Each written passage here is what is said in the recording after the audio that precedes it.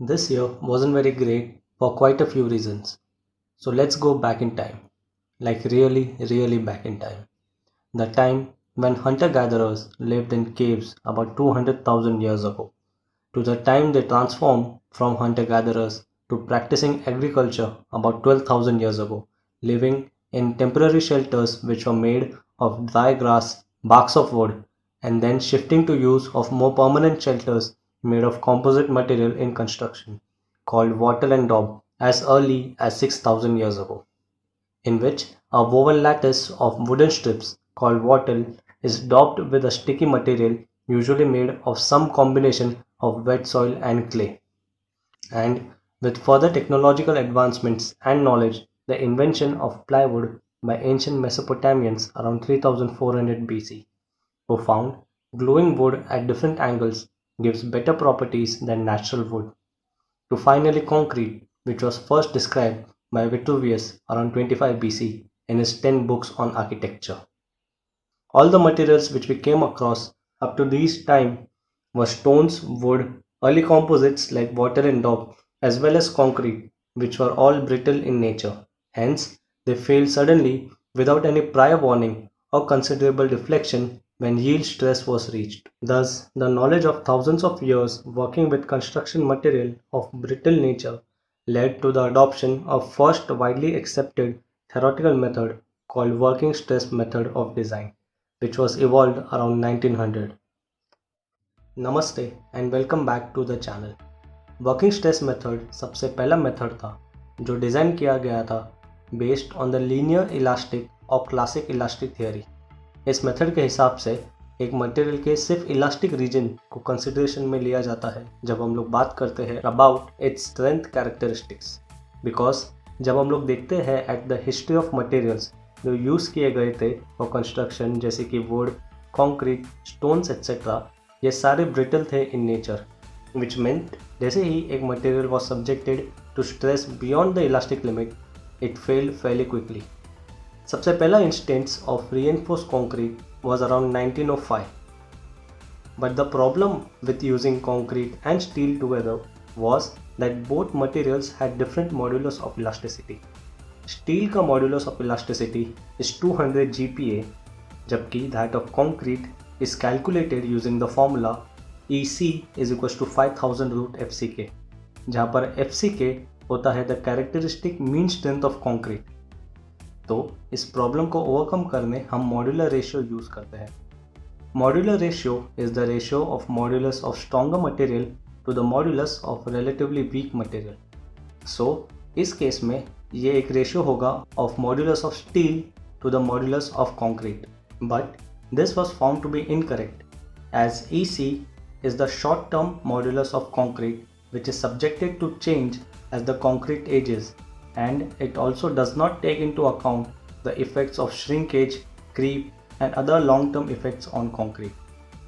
Thus, the correct equation of modular ratio is as given in IS 456 section B 2.1.2, which says the modular ratio is M is equals to 280 upon 3 sigma CBC, where sigma CBC is the permissible stress and CBC stands for concrete in bending compression.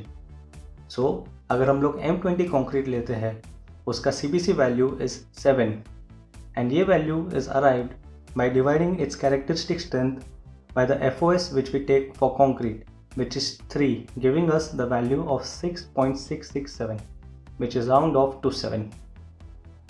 ये same operation हम लोग perform कर सकते हैं on other grades of concrete as well, which gives us their respective sigma CBC values.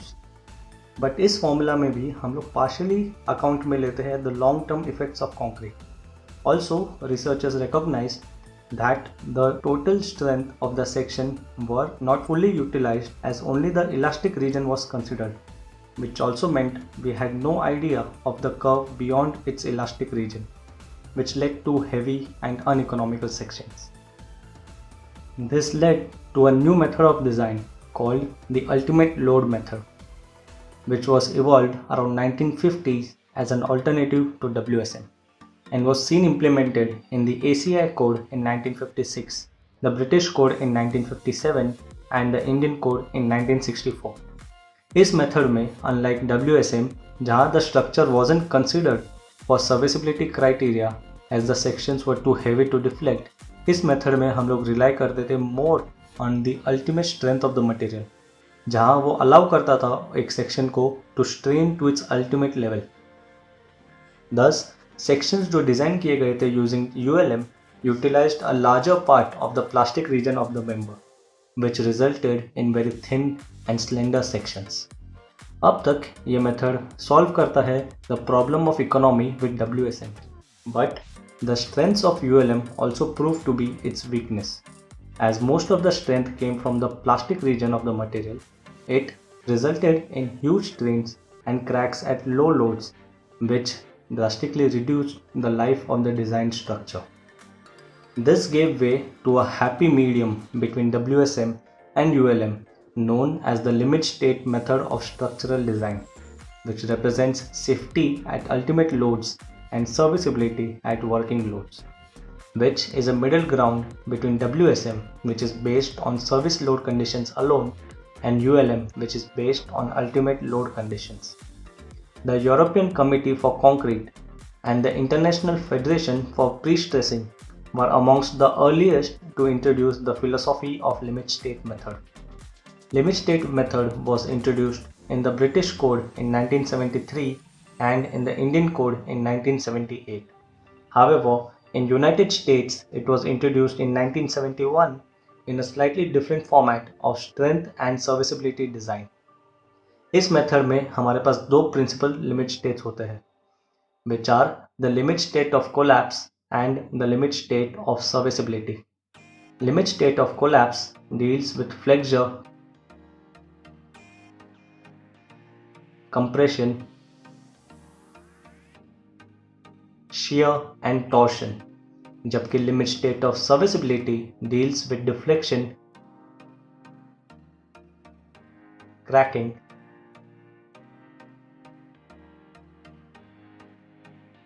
And vibration.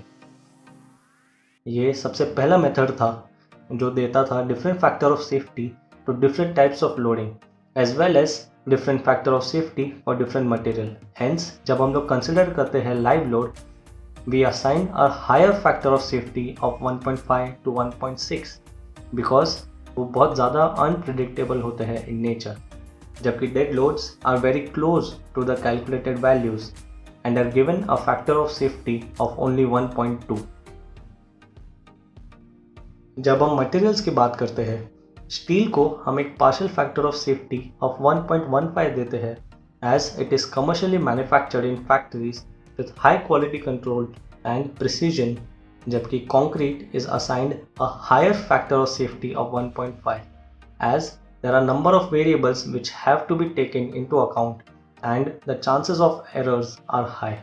इसके वजह से जब हम लोग कैरेक्टरिस्टिक स्ट्रेंथ फाइंड करते हैं एक 150 mm स्टैंडर्ड क्यूब का, हम अज्यूम करते हैं कि कंक्रीट डेवलप करता है 0.67 times it characteristic strength because of size effect, and employing the limit state of collapse while calculating the strength we again divide it by 1.5.